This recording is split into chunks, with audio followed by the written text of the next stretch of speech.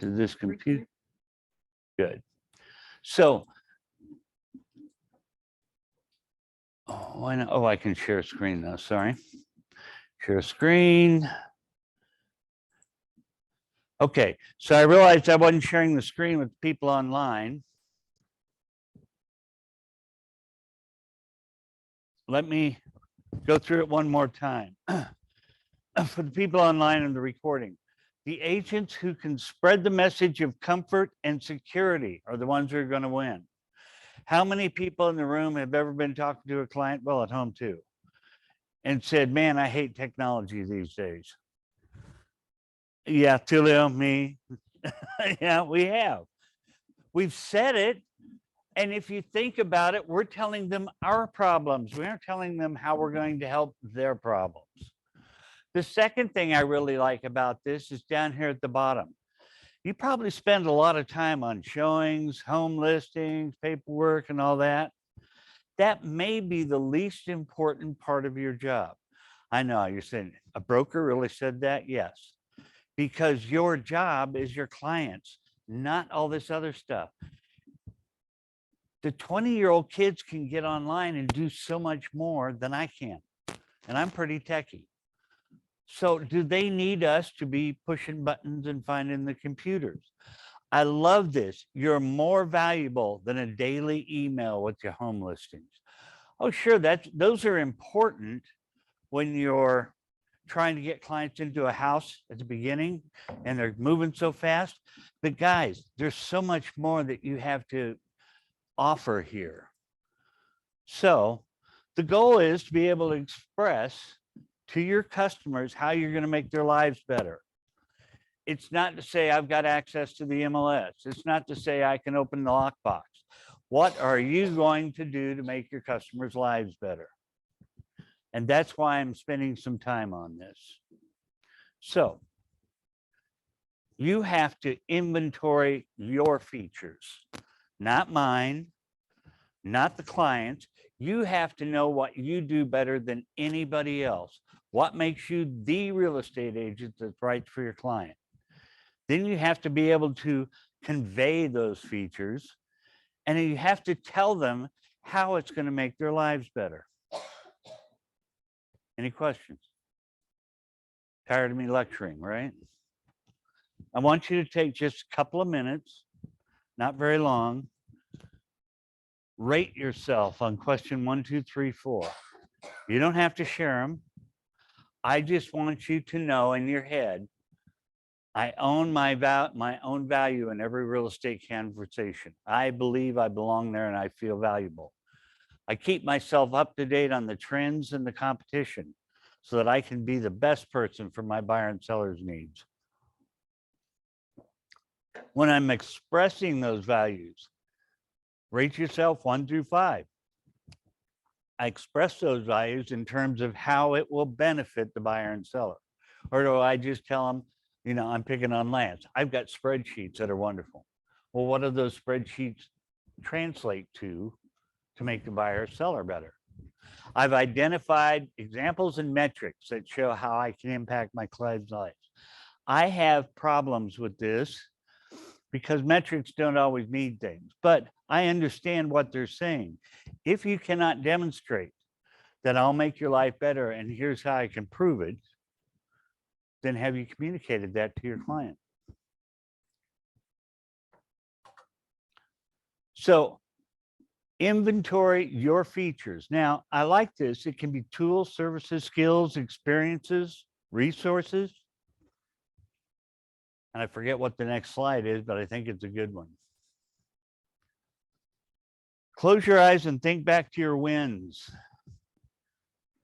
What did you do to make a difference in somebody's life? What value did you bring to the table? How many people believe the best value is opening a lockbox? Nobody. How many people know all the problems we have to solve every day so our clients don't even know that that problem existed? How do you communicate that you did that with the client? I like this story. Take a minute and read it.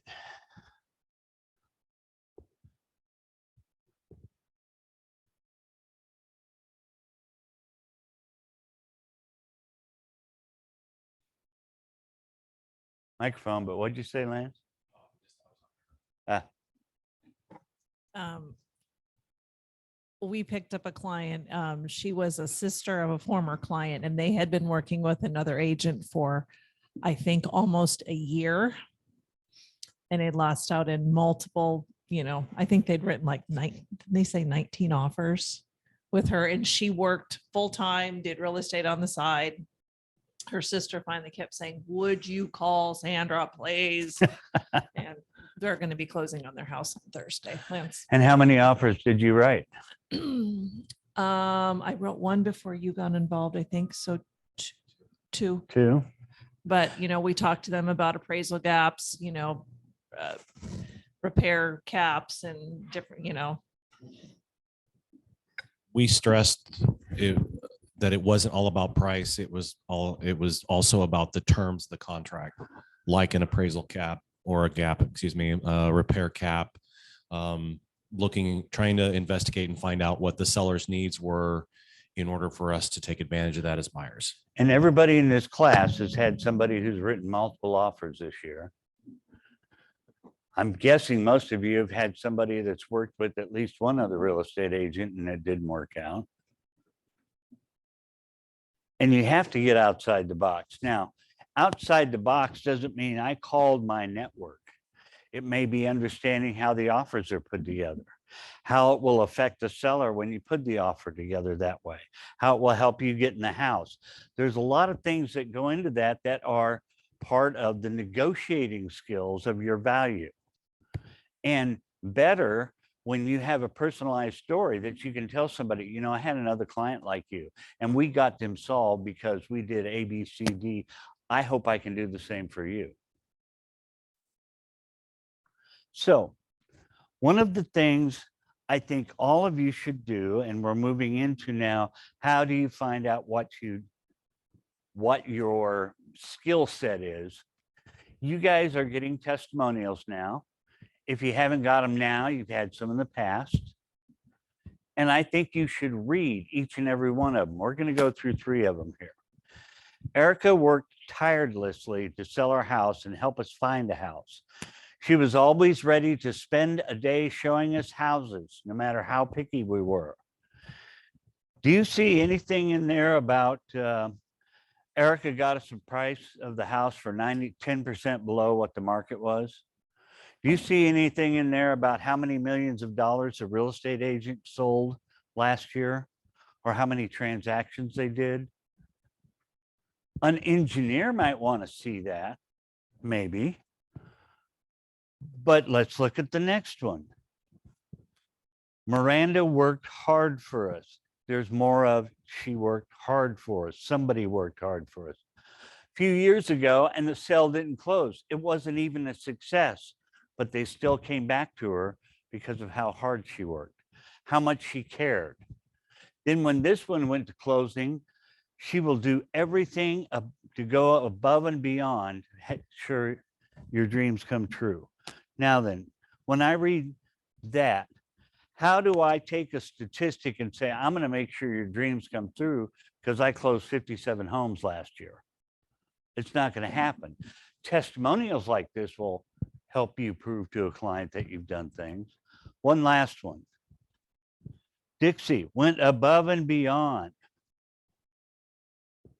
Again, it's all about the work ethic. It is not about just plain statistics.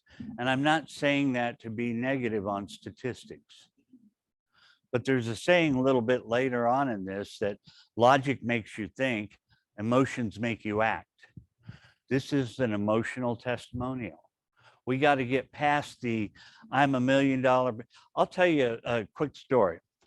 My first year in real estate, I sold $1 million. And back then, that was like, oh, I made the club now. I'm $1 million. I was with JPW then. They published the front page with all our pictures on it. The only thing that front page got me was a call from my ex-wife's divorce attorney who wanted to raise my child support. Now, you guys know how much money you really get to keep from $1 million real estate, right? It's not like I was suddenly Mr. Rich. It was just amazing to me that that's we might not publicize the right things when we're trying to congratulate you for a job well done. I also like down here where it said they will use Dixie again in the future. And I believe there was something in here that she became family. And I'm going through this, but there is all kinds of these people that you become more friendly and family with, and it has nothing to do with statistics. So I'm not going to make you do this in class, but I am going to give you this homework assignment. I like a text better than a phone call, but you can do a phone call if you want. Call one of your past clients, call somebody in the office that you know, trusted advisor, text them and say, you know what? I need you look at me as a real estate agent. What did I do better than anybody else? I'm trying to understand why people choose me. Ask them for help.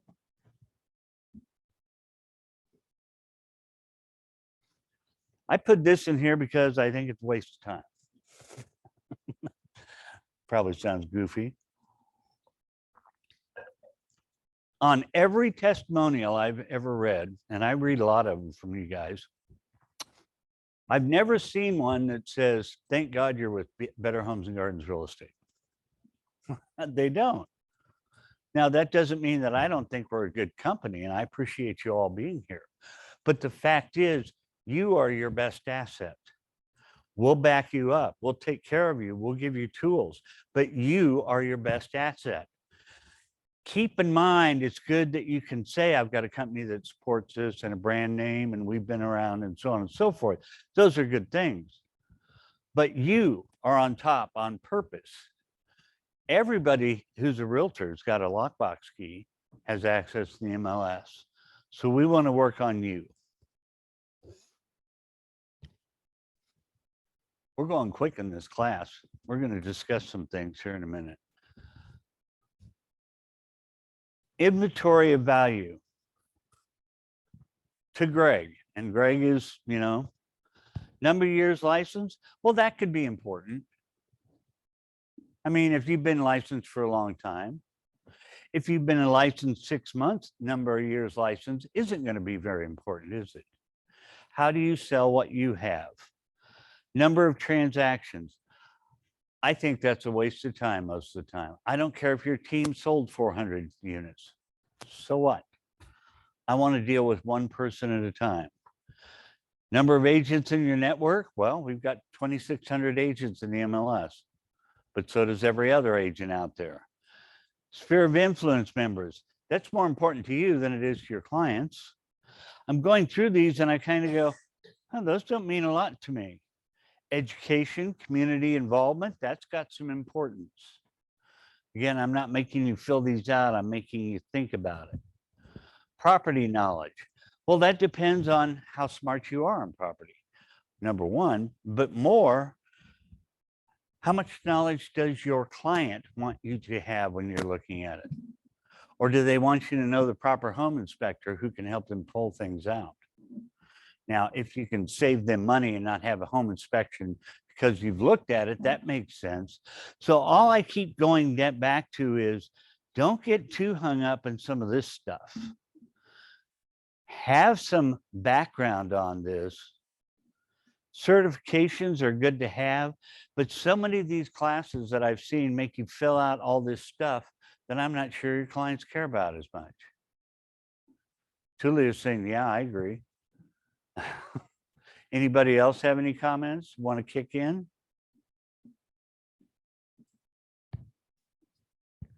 Again, this is, I put this in just to say, yeah, all these tools are nice, but the bottom line is, what does your client really want?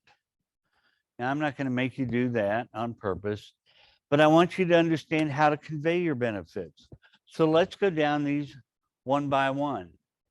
The first question is, ask the timeline of the buyer, the customer. Now, why would you ask the timeline? Somebody online, somebody speak? Nobody wants to speak? Motivation's part of it, yeah. Any other comments? need to have an idea of when they want to close and what their situation is in regards to buying or selling. Just need to have an idea of what their goals are as far as, do they need to sell quickly, or is it something that they can hold off and wait? That could all play a role in negotiating an offer. Good. Let's look at the first question. What's your timeline again? If they tell me I've got a high level of urgency, I need to be in before school starts. I need to be in because I'm starting a new job next week. I need to be in because my mother's dying and we have to have room to put her in her house. That level of urgency tells you how important that need is, and you want to tell them, I can save you time. We will get you in the first house that you really like. We're going to negotiate to get you in, moved in faster. If their timeline is, I got to sell my house first, and I don't really need to move. It's just I'm kind of looking to see what's out there. Well, then you telling them that you can save them time is not going to help you get that client, is it? They don't care about time. So asking your qualification questions is so what you can concentrate on to fill their need. I know that kind of sounds basic, but the fact is sometimes we spend too much time with our list of questions, not caring how it affects them. Okay. How much proceeds of the house we need to purchase?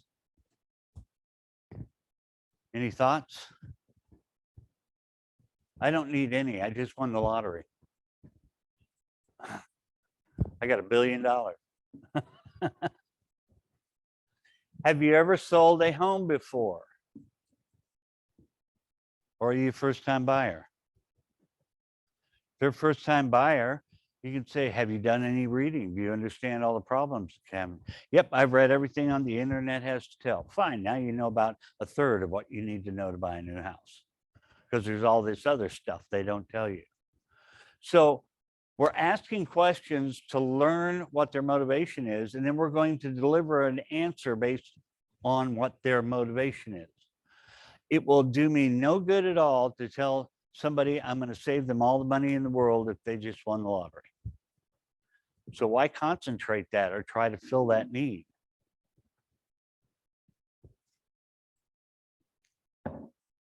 And we go back to the favorite part of my quote.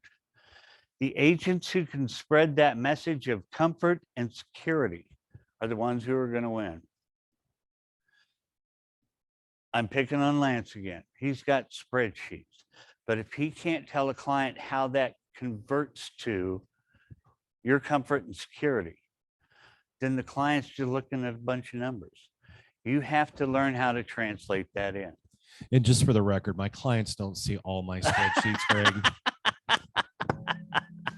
I know I'm picking on you intentionally, but I think you get the point. I'm not saying Lance does anything wrong or bad. I'm just saying he has learned how to translate that information.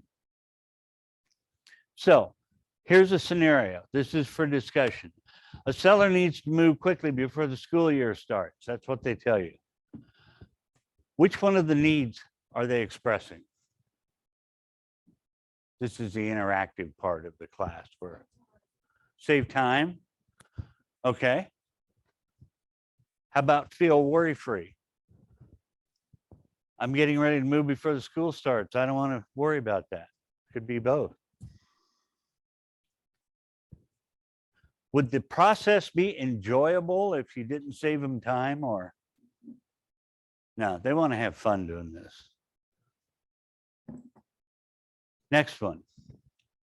They said save time. Congratulations, Susan. Now, I don't like this feature.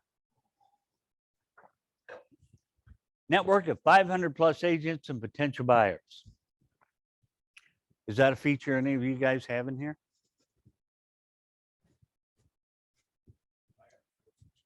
What's that? 2,600.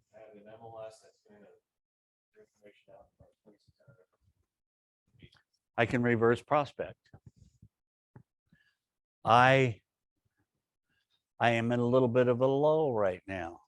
So that means as soon as the house hits the market, I can be there in an hour. Can you? If we're in there in an hour, we can make the offer first.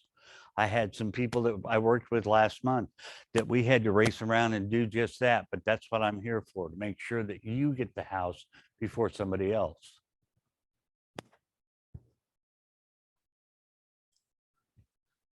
Part of the reason I use the slides is I didn't like the old fashioned stuff.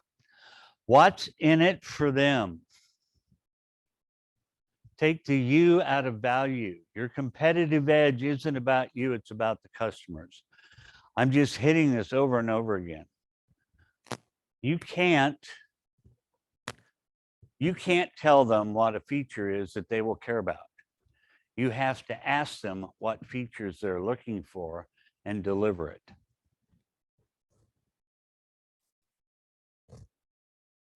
Scenario number 2. A buyer is frustrated after losing 3 bidding wars. What needs could they be expressing? Again, that whole interactive thing.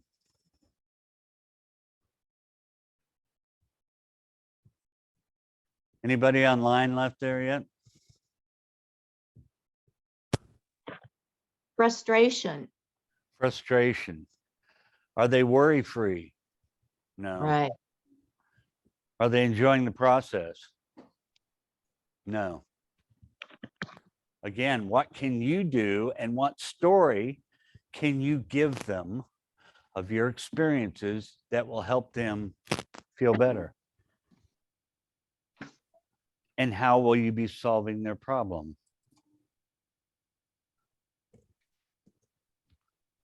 Okay, quick debrief. And yeah, we move quickly through this. I want you to go home and I want you to come start thinking about, or take the next half hour. I'll just sit here and watch you guys. No, I'm kidding. Go home and look in the mirror and ask yourselves, what do I do? What do I bring to the table? And if your answer is, I'm just like every other real estate agent out there, well, then you don't know your value. Now, does everybody want to be honest? Yes. Does everybody want to be trustworthy? Yes. Are there agents that aren't? Oh, absolutely. So it's got to be about caring about the individual in front of you. Make an impact. Owning your value. I don't like quantitative measurements, but I am willing to entertain anybody who wants to tell me how their numbers help them.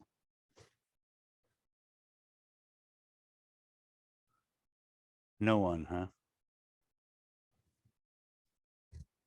Do you think days on market is important to some clients? Absolutely. Absolutely. Was it more important 3 years ago? Absolutely. Right now, they're moving so fast, you can't get to it. So you have to adjust your metrics as you're going through. List to sell ratio. Right now, that's not as important because we're selling houses for more than they listed for, though that's changing. List to sell ratio is very important to somebody who needs a lot of money out of their house. But if somebody needs to move to be in the school district, maybe they're not as concerned about that than they are the timing. Make an emotional connection by putting the potential buyer or seller in the shoes of a past client. Hence, stories of how you worked with clients and your testimonials. I like that little story there. I don't know that my concierge program would work, but I know that I've showed up at houses with pizza. I've been over there when because the baby came and somebody had to watch the house when the movers came in. How are you going to connect with that person on what's important to them?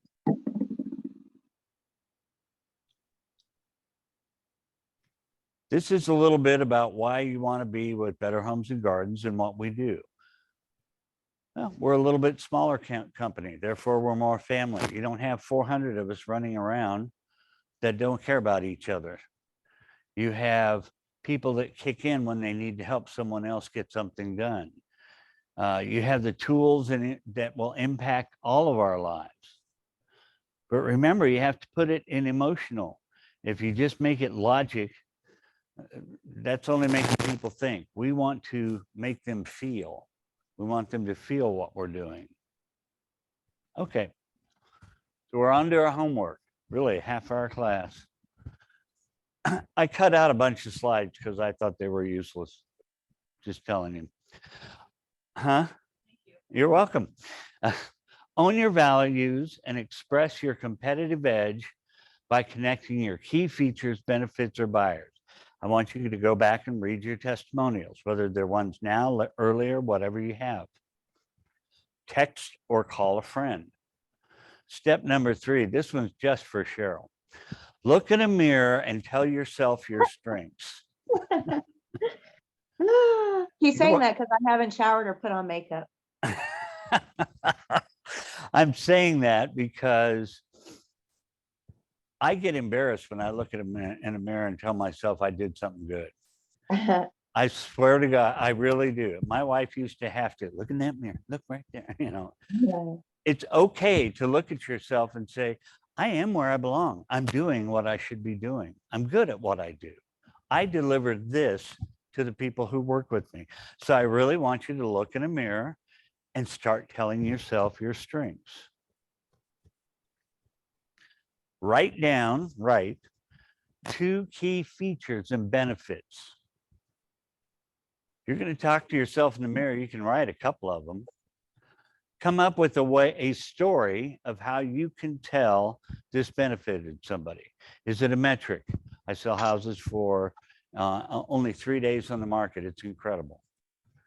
I help people above and beyond what other people do. So I used to say, if I was selling Wichita schools, I can sell why they're best. If I'm selling Andover schools, I can sell why they're best. There's always a way to turn things. I'm not a team guy. Lots of people are very, very successful with teams, and I get it.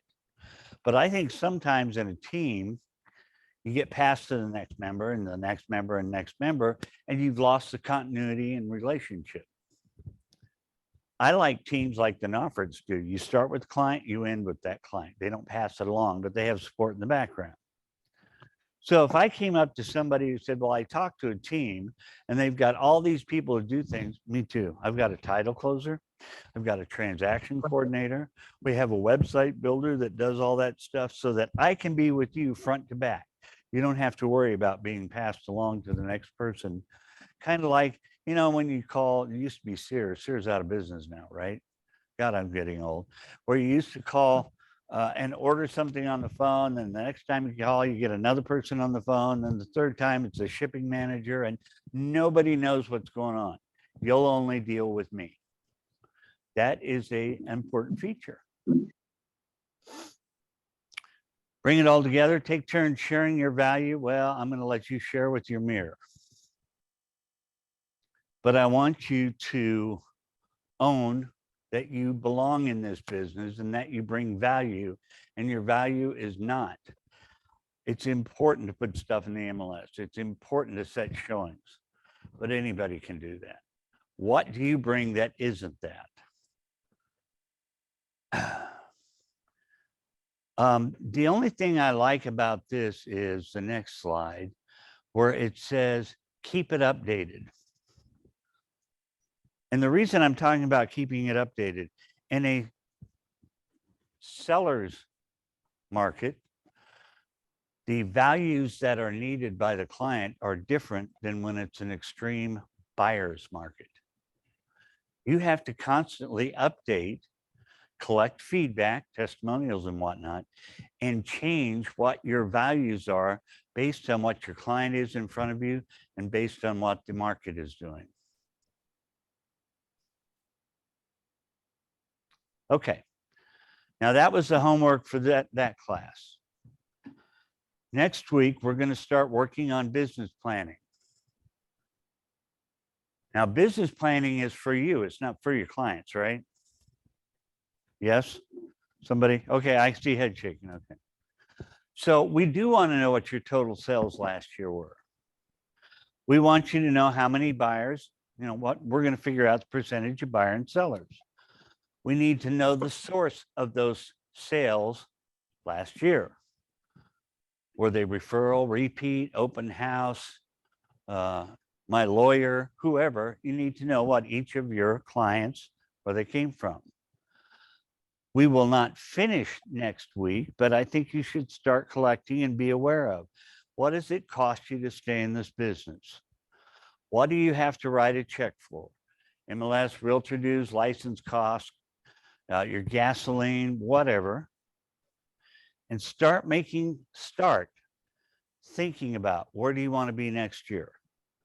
You want to increase your sales twofold? Do you want to stay right where you're at? You want to win the lottery? I can't help you to win the lottery. Okay, well, I can. If you don't buy a ticket, you can't win. But that's about so these are the things I'd like you to start working on for next week when we start looking at business planning. Does anybody need me to leave that up there for a minute? Yes, ma'am. All the slides, sure. They are up. No problem. I'll send it. Actually, there's an entire workbook that went with this. But again, I was trying to save you from being here for 3 hours. Okay. Okay. So again, this went fast. This is more conceptual than it was hard. But I think too often we go to a value prop and they say, well, how many homes did you sell? What was your list to sell ratio? Good numbers to have. It's not bad. It's just that how are you going to convey that to a client? And to me, I love the testimonials about how hard I work. I was there whenever they needed it. They call Dixie compassionate. You know, those kind of things are what keep clients coming back, in my humble opinion. So, any questions online? Not for me. Thank you. None here, Greg. Then I'm going to stop recording. If I can find a darn little Not for button. me, I guess. It took me forever to find my mute button. Dixie. Mute button.